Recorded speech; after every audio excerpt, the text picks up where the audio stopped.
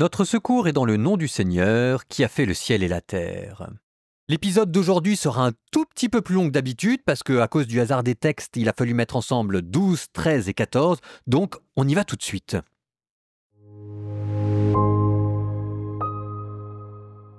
Le Seigneur dit à Abraham, « Quitte ton pays, ta parenté et la maison de ton père, et va vers le pays que je te montrerai. Je ferai de toi une grande nation. Je te bénirai, je rendrai grand ton nom, et tu deviendras une bénédiction. Je bénirai ceux qui te béniront. Celui qui te maudira, je le réprouverai. En toi seront bénies toutes les familles de la terre. » Abraham s'en alla, comme le Seigneur le lui avait dit, et Lot s'en alla avec lui. Abraham avait 75 ans lorsqu'il sortit de Haran. Il prit sa femme Saraï, son neveu Lot, tous les biens qu'ils avaient acquis et les personnes dont ils s'étaient entourés à Haran. Ils se mirent en route pour Canaan et ils arrivèrent dans ce pays. Abraham traversa le pays jusqu'au lieu nommé Sichem, aux chênes de Morée. Les Cananéens étaient alors dans le pays. Le Seigneur apparut à Abraham et dit « À ta descendance, je donnerai ce pays. » Et là, Abraham bâtit un autel au Seigneur qui lui était apparu. De là, il se rendit dans la montagne, à l'est de Béthel, et il planta sa tente, ayant Béthel à l'ouest et Haï à l'est. Et là, il bâtit un autel au Seigneur, et il invoqua le nom du Seigneur. Puis, de campement en campement, Abraham s'en alla vers le Néguev. Il y eut une famine dans le pays. Et Abraham descendit en Égypte pour y séjourner, car la famine accablait son pays. Quand il fut sur le point d'entrer en Égypte, il dit à Saraï, sa femme, « Vois-tu, je le sais, toi, tu es une belle femme à regarder. Quand les Égyptiens te verront, ils diront, « C'est sa femme », et ils me tueront, tandis que toi, ils te laisseront vivre. S'il te plaît, dis que tu es ma sœur. Alors, à cause de toi, ils me traiteront bien, et grâce à toi, je resterai en vie. » En effet, quand Abraham arriva en Égypte, les Égyptiens virent la femme et la trouvèrent très belle. Les officiers de Pharaon la virent et chantèrent ses louanges à Pharaon, et elle fut emmenée au palais. À cause d'elle, on traita bien Abraham, qui reçut petit et gros bétail, ânes, esclaves et servantes, ânesses et chameaux. Mais le Seigneur frappa de grandes plaies Pharaon et sa maison à cause de Saraï, la femme d'Abraham. Pharaon convoqua Abraham et lui dit « Que m'as-tu fait là? Pourquoi ne m'as-tu pas fait savoir quelle était ta femme? Pourquoi m'as-tu dit « C'est ma sœur » Aussi je l'ai prise pour femme. Et maintenant, voici ta femme. Prends-la et va-t'en. » Pharaon donna ordre à ses gens de leur envoyer, lui, sa femme et tout ce qu'il possédait. Abraham remonta d'Égypte vers le Néguev, lui, sa femme et tout ce qu'il possédait. Lot l'accompagnait.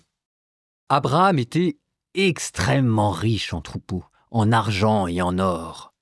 D'étape en étape, il alla du Néguev jusqu'à Béthel, jusqu'au lieu où il avait planté sa tente auparavant, entre Béthel et Haï. En ce lieu où naguère il avait fait un autel, en ce lieu même, il invoqua le nom du Seigneur. Lot, qui accompagnait Abraham, avait également du petit et du gros bétail et son propre campement. Le pays ne leur permettait pas d'habiter ensemble, car leurs biens étaient trop considérables pour qu'ils puissent habiter ensemble. Il y eut des disputes entre les bergers d'Abraham et ceux de Lot. Les Cananéens et les Périzites habitaient aussi le pays. Abraham dit à Lot, « Surtout, qu'il n'y ait pas de querelle entre toi et moi, entre tes bergers et les miens, car nous sommes frères.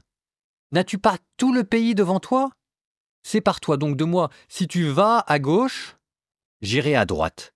Et si tu vas à droite, j'irai à gauche. » Lot leva les yeux, et il vit que toute la région du Jourdain était bien irriguée. Avant que le Seigneur détruisît Sodome et Gomorrhe, elle était comme le jardin du Seigneur, comme le pays d'Égypte, quand on arrive au delta du Nil. Lot choisit pour lui toute la région du Jourdain, et il partit vers l'est. Et c'est ainsi qu'ils se séparèrent. Abraham habita dans le pays de Canaan, et Lot habita dans les villes de la région du Jourdain. Il poussa ses campements jusqu'à Sodome, et les gens de Sodome se conduisaient mal, et ils péchaient gravement contre le Seigneur. Après le départ de Lot, le Seigneur dit à Abraham, « Lève les yeux et regarde, de l'endroit où tu es vers le nord et le midi, vers l'Orient et l'Occident. Tout le pays que tu vois, je te le donnerai, à toi et à tes descendants, pour toujours. Je rendrai nombreuse ta descendance, autant que la poussière de la terre. Si l'on pouvait compter les grains de la poussière, on pourrait compter tes descendants.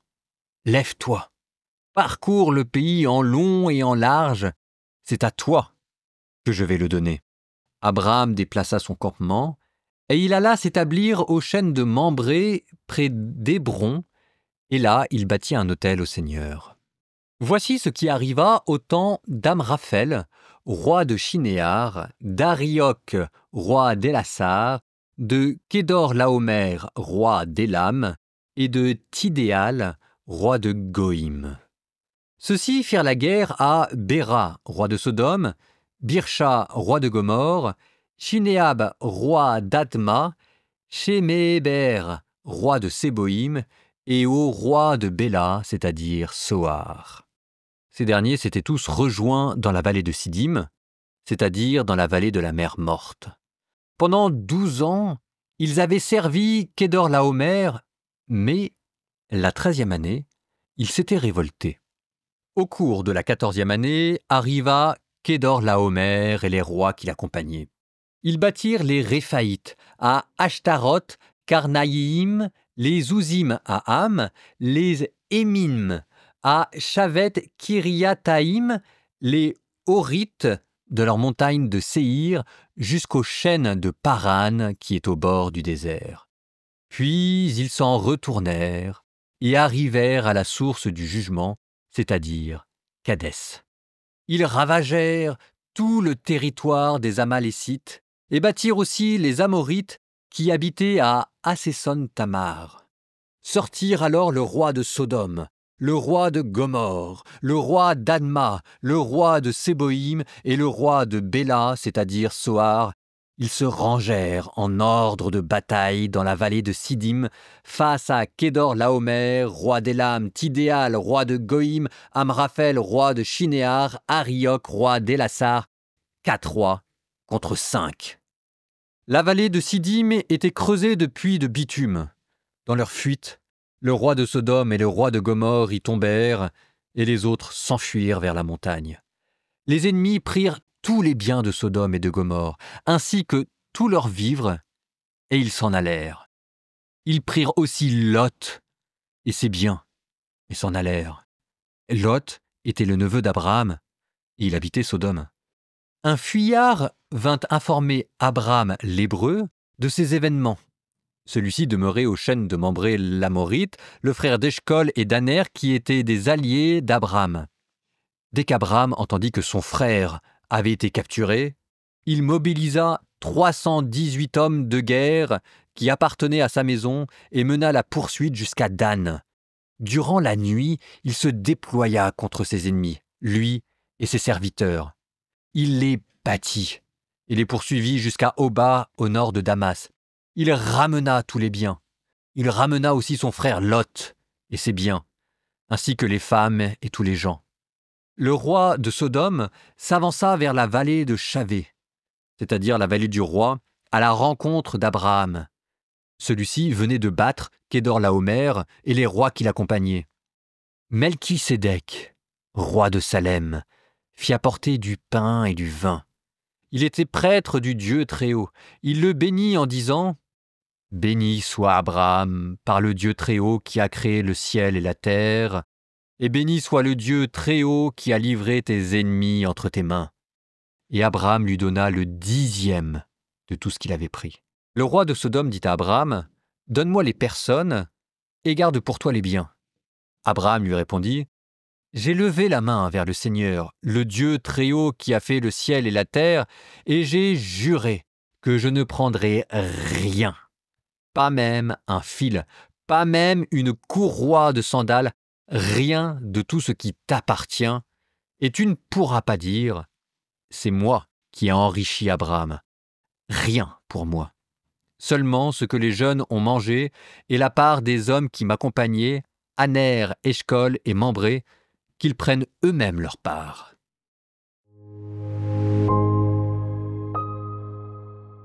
Ah, il y en aurait des choses à dire. Par où commencer? Peut-être par le début. Dieu qui dit à Abraham de tout quitter. Il en a fallu du courage à Abraham pour tout quitter, et de la sagacité aussi pour arriver à discerner cet appel. Comment a-t-il su que Dieu lui demandait de tout quitter? Songe, oracle, on ne sait pas. Peut-être même que Abraham s'est dit « Qu'ai-je à perdre? Je veux un enfant, je n'en ai pas. Autant tenter le tout pour le tout. » Et c'est vrai aussi que parfois nos actes de foi ressemblent à ça. Donc vous pouvez avoir une vision haute de l'acte de foi d'Abraham qui aurait eu un songe ou qui aurait une révélation, une vision basse de l'acte de foi d'Abraham qui s'est simplement dit jouons le tout pour le tout. Dans les deux cas, sa foi fut parfaite et il partit. Ce fut le premier homme à tout quitter pour Dieu. Nous venons après lui. Alors ça c'était Abraham, le protagoniste, mais autour d'Abraham, vous avez une multitude de personnages dont il faut parler aussi quelques instants. Commençons d'abord par Sarah, la femme d'Abraham, stérile, et j'attire votre attention sur la posture dans laquelle Abraham l'a mise, ça mérite d'être dit, en Égypte. Que Abraham a prostitué sa femme Sarah pour le pharaon. Et à un moment donné, il faut bien appeler les choses par leur nom. Et c'est pas très classe de notre père dans la foi que d'avoir ainsi traité sa femme. En fait, vous pourriez quasiment lire l'histoire d'Abraham non pas du point de vue du patriarche, mais du point de vue de Sarah, et vous vous apercevriez alors qu'il s'agit plutôt d'une lente réhabilitation. Comment est-ce que Dieu protège à chaque fois Sarah? Et dans les différentes révélations qu'il octroie à Abraham, il ne cesse de lui rappeler que c'est à travers Sarah et elle seule qu'il accomplira sa promesse. Et là, vous voyez, la Bible que l'on taxe volontiers de patriarcale, quand on regarde dans le détail, c'est pas si simple que ça. En attendant, on est quand même un peu étonné et un peu scotché par ce comportement cavalier d'Abraham qui met rapidement dans le lit de Pharaon sa femme Sarah. Bon, nous avons parlé de la principale protagoniste Sarah, mais il y en a d'autres. Lot, le neveu, qui viendra plus tard, mais dont vous connaissez probablement déjà le nom, Agar, la servante de Sarah. Et puis, un personnage dont on ne parle pas beaucoup et on a tort parce qu'il est une rouage essentielle du récit, Eliezer, le serviteur fidèle, l'intendant. Et je les mentionne parce que Dieu qui fait une promesse à Abraham, et Abraham croit en Dieu, mais on sent qu'il a encore du mal à comprendre cette promesse, et même peut-être à y croire entièrement. Et donc il a essayé de chercher à voir comment Dieu peut lui donner un descendant. Il va tout tenter, jusqu'à trouver finalement la seule solution qui était la plus difficile, sa femme. Il aura tout tenté. Lot, le neveu qu'il aurait bien adopté comme fils. Il aura tenté Eliezer, de faire de l'intendant l'héritier. Il aura tenté la servante Sarah, et finalement à chaque fois Dieu lui dit « Non, c'est pas lui, non, c'est pas lui, non, c'est pas elle, ce sera Sarah ». Ce qui nous renvoie à notre propre vie et à notre propre manière de nous situer en face des promesses de Dieu. Vous avez encore ce personnage énigmatique de Melchisédek. J'en parle parce que souvent, je sais que c'est un nom qui a une sonorité telle qu'on le retient et on ne peut pas s'empêcher de poser des questions. Melchisédek, pour nous, veut dire des choses très précises. Melech, roi, Sédek, la justice, Melchisédek, roi de justice, qui vient de Salem, la paix, qui a donné peut-être Jérusalem. Donc si vous voulez, ça fait beaucoup de signification pour un seul homme. Et Abraham, qui lui rend hommage, qui donc reconnaît la grandeur de Melchisédek par rapport à lui, et qui lui offre du pain et du vin. Hasard? Coïncidence? On ne sait ni d'où Melchisédek vient, ni d'où il va, il surgit de nulle part, lui le roi de la justice, le prince de la paix. Évidemment, il n'en faudra pas beaucoup plus pour voir à travers lui une préfiguration du Christ, telle que vous le rappellera la lettre aux Hébreux dans le Nouveau Testament. Proverbe 2,16, 22. Tu seras préservé de la femme d'un autre, l'étrangère aux paroles enjôleuses, celle qui a délaissé l'ami de sa jeunesse, oublié l'alliance de son Dieu. Sa maison incline vers la mort, ses détours mènent aux ombres. Quiconque va chez elle n'en reviendra pas, il n'atteindra jamais la route de sa vie. C'est pourquoi il te faut prendre le bon chemin, garder la route des justes. Les hommes droits habiteront le pays, les gens intègres y resteront, mais les méchants seront extirpés du pays, les fourbes en seront arrachés.